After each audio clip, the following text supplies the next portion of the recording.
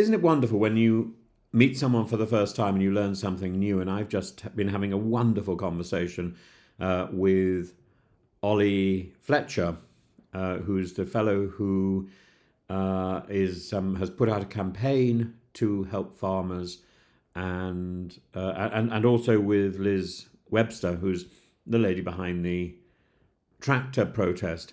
And I certainly hope to do more conversations with them, perhaps some on this channel. And if you haven't come across either of them, please check them up. But Ollie pointed out that I hadn't thought about a person who I must say he's quite right. I hadn't thought about this person. A person called Lord Glasman, and he introduced me to the idea. I've since done some research. I've had to teach a lesson, and I've managed to do a bit of research. And Lord Maurice Glasman, and in fact I realised I did know a little bit about him, but I didn't think I did. Lord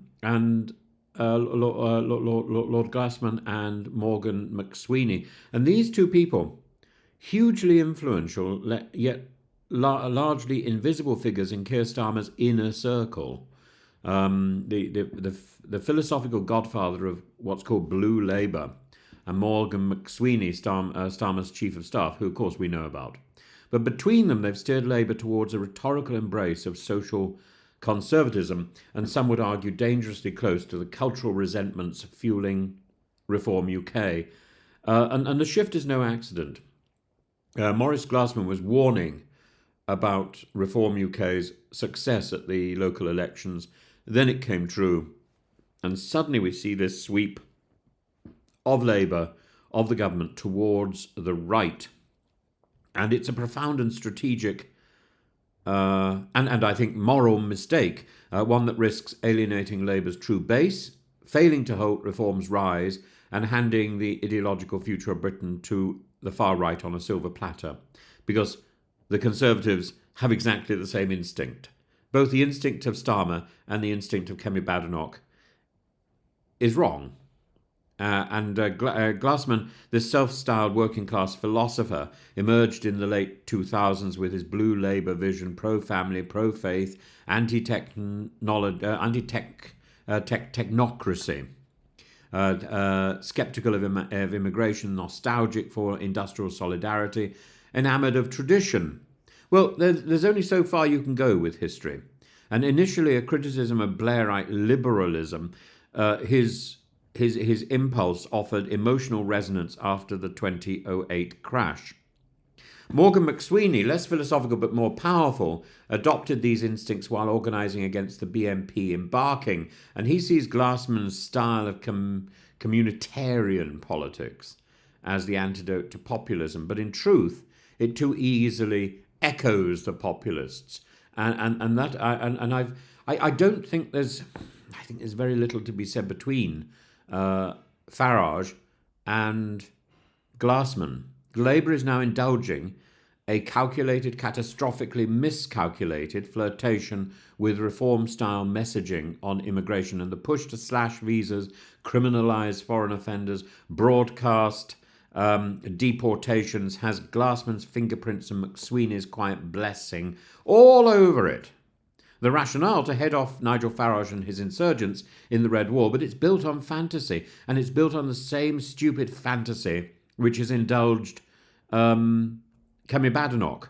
Reform isn't a policy party, it's a rage party, and the more Labour tries to outflank it, the more the Conservatives try to outflank it or outrank it or outdo it, the more it legitimises the narrative. Farage's Reform UK is built on a brittle coalition of anger. It has no internal discipline, as we saw from the councillor who dropped out of the council today.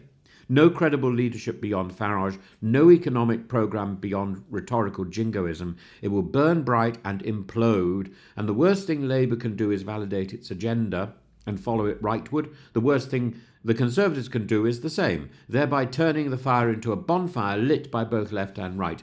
Let reform overreach.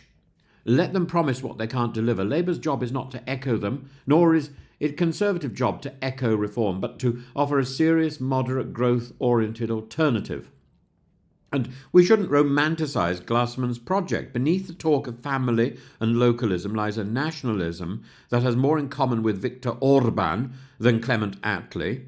And Glasman now speaks weekly to Steve Bannon. I can't believe it. I was reading articles about him which made my eyes pop out.